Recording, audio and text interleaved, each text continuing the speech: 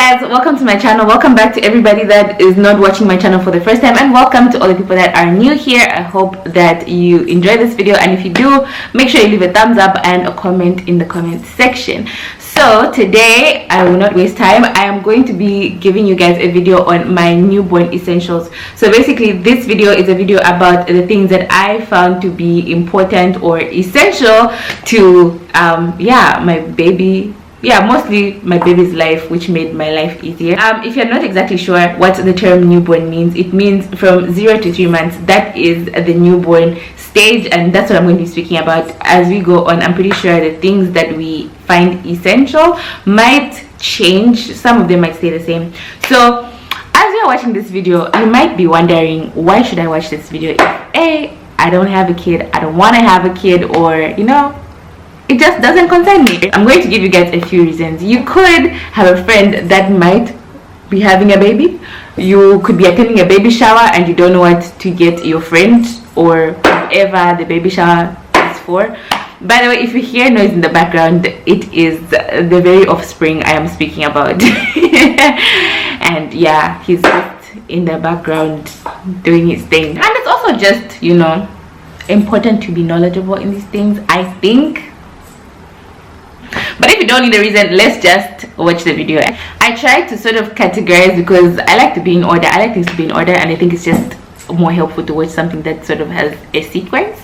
So I try to put the things in some sort of order, so I hope it makes sense. I would also like to say, buy things. Okay, for me personally, a lot of things I bought as I saw the need arise, rather than just buy a lot of things, because I think it's very easy to go all out and then just buy a lot of things and end up not using or needing a lot of the stuff that you buy. So I would recommend, if you want to buy everything, maybe just buy a little bit of everything and then buy more if you see the need for more, but just don't overbuy, because this child has a whole lifetime for you to buy them stuff. So don't worry, you always have time to buy stuff, I think. My nails are looking a bit raggedy, by the way. If you see them while I talk with my hands, I don't have time. But yeah, just try not to be distracted by my nails, which are looking very ghetto at the moment. Cringe. The first category I have is clothing. So for clothing, I feel like clothing for children, as in top and bottom clothing for children or babies, is very, very inconvenient, in the sense that as you lift them, it's like the clothes roll up, and it's just annoying, to be honest. Onesies, footed onesies to be specific, I feel are the best thing, or have been the best thing for me to put the baby in, because the onesie doesn't roll up. It covers the whole body. I don't have to put on socks because the feet are already covered, and it just makes more sense for me. So footed onesies have been a lifesaver. And also, even while it was hot, now it's getting cold, but while it was hot, I still did keep my baby in onesies, but not necessarily full footed onesies, just short one-piece items, rather than have a shirt, pants, and it's cumbersome. Next thing on the clothing list is bibs. I found that I don't like bibs. I don't like the concept of bibs. I feel like they're yucky. They're just yucky. I just don't like them. But eventually, after a month, I did end up needing bibs, and that's when I bought them. I didn't buy them in the beginning because, like I said, I hate bibs. But yes, bibs have come in very handy, because babies drool sometimes, and if you don't put a bib, their clothes get wet, then they get cold, then you have to change the clothes, and it's a whole so you might need bibs. Another thing that I have found very useful are burp cloths, because it's just helpful to have designated cloths to clean up, spit up, rather than just using any random thing or using tissue. It's just helpful to have things that are specifically for cleaning up, spit up, because it's more hygienic, and also it's more convenient. It's just good for your mind. It's just good for your brain. It's good for your brain because you don't have to think too much. When the baby spits, you already know what you're using to clean, rather. So that's it in the clothing section.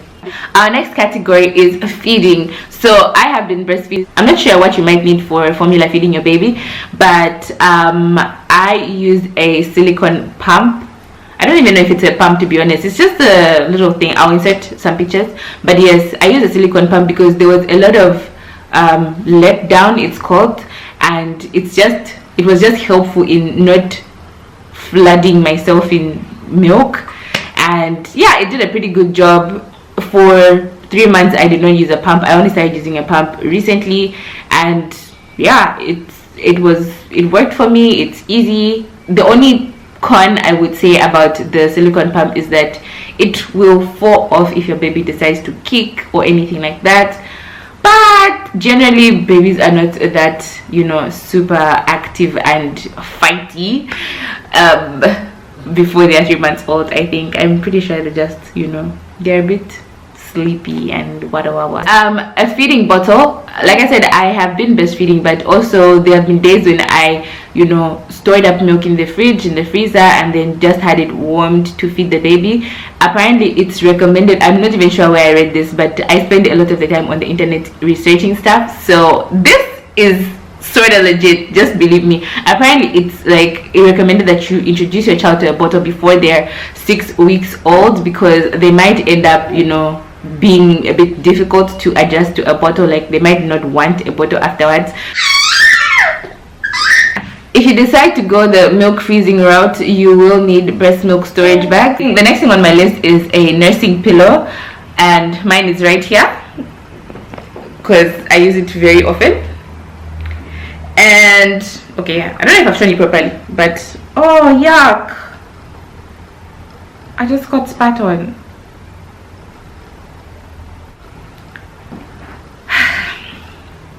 Here's the nursing pillow. It's like in the shape of a U. A nursing pillow has been essential for me because my baby was born very heavy and I wasn't very strong in the first couple of days, and also for just basically it elevates the baby as you feed them, and it was just better for my back. I didn't have to like crouch down because my arm was also just, my arm strength is, it's not that, yeah, you know, you're supposed to hold the baby like this sort of, but okay, not obviously up here, but you know, in this sort of a way, and it weighs on your arm. It's heavy, it's painful, you know. So the pillow was very helpful in just to like elevate the baby, so that I can also help my posture and just help me to, it can just help me to like keep my back straight as I feed the baby. So that's that on that. I opted for a nursing pillow because it seemed to be useful for longer than just the 3-month stage. I now use it to sort of prop the baby up to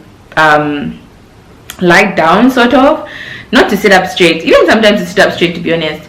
But yeah, it's just, it helps to elevate him when he doesn't want to necessarily be lying down, and yeah, just to help him to feel like he's more a part of the conversation, you know, to be higher up. Babies like that for some reason, or my baby likes that. He doesn't want to just be flat on the ground. No, he wants to like see and be like, you know, I'm here too. So the nursing pillow has been very helpful, and I think it's going to continue to be helpful for a bit of some time. The last thing on my feeding list is a probiotic, or anything that will help with stomach troubles, which I guess is gripe water, castor oil, whatever it is that, you know. Bless you, lovey. You okay? Yeah, whatever it is that your pediatrician or whoever you are listening to recommends, get that. My pediatrician recommended a probiotic, and it was useful on the days that he was having some tummy troubles, but I will say it sort of made things worse before it got better. So I didn't really like to use a probiotic that much. However, I did end up needing it. Some people suggested using codfish liver oil and castor oil and lots of other things, but some of them, when I researched, the research told me no, and some of them, when I tried, it didn't work. Not that it didn't work, but it had some adverse adverse reactions. It had like some opposite negative effects that were not good with me, so I just stuck to probiotics when the need arose. Our next section is travel, and in this section I have two to three items. Basically, I have a chitenge, or some sort of like a baby carrier or a baby wrapping situation. I want to try like wrapping my baby in one of those slings. I'll insert a picture, and yeah, to sort of see if it works better than using a kitenge. And the last thing I have on travel is a car seat or a stroller. My car seat came with, I bought a car seat that came with a some sort of like a frame and stroller thing. It's like a frame and a stroller stroller. So basically you just insert the car seat onto the frame and then it becomes a stroller. And I got this because the stroller that we have is for a baby that's already sitting up, and the baby was not yet able to sit up. Even now he can't sit up, so it's just more practical to put him in a car seat, like in an infant, baby, newborn, like small lying back car seat, and then have that turn into a stroller. And then yeah, it works. I don't know what else to say, but it works.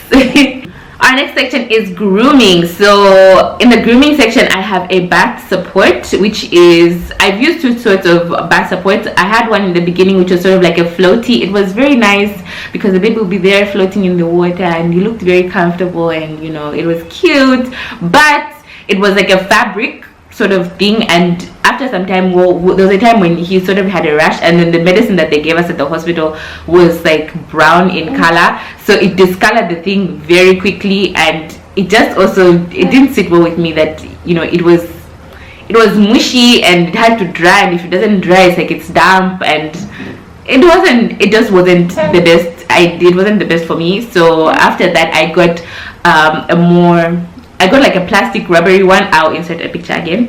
And that bath support has been working very well, and it's supposed to sort of take us all through the first year, I think.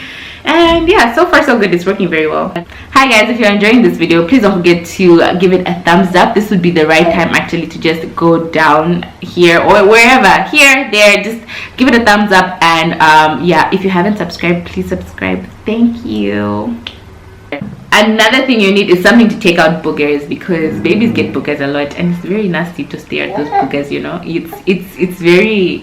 It's not easy to just ignore that the boogers are there, so you need something to take out boogers. I got like a little grooming set that had like a nail file, a nail cutter, of which it's very hard to cut babies' nails. This is just a side note. I found it very hard to cut my baby's nails.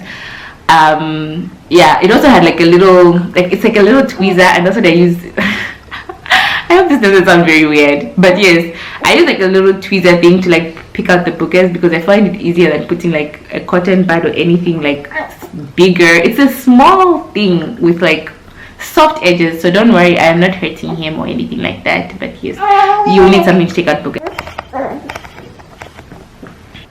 Alright, so our darling offspring has developed a hiccup.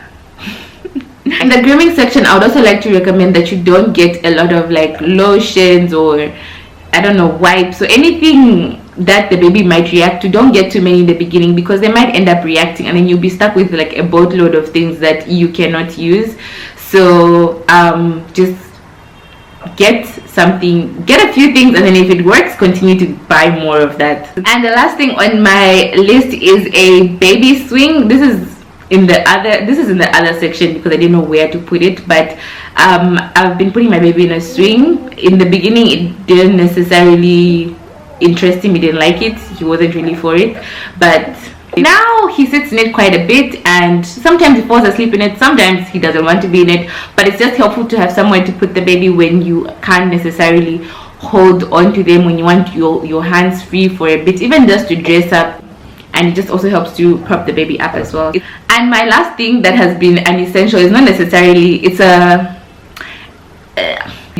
changing basket. I don't even know I'm not sure how to describe it, but basically I have two of these little baskets that I fill with, you know, diaper cream, wipes and everything like that, and it's just so that all the changing stuff is in one place. And if I have to change the baby's diaper, I can, you know, just lift the whole thing. If I have to move from one room to another, and also just to have everything like to put together instead of having to get this from there, it's a bit cumbersome. So I've opted to putting my things in a little basket. You can use any sort of like storage container, I think, just to put the things together, and I find this to be very helpful and very practical, I think.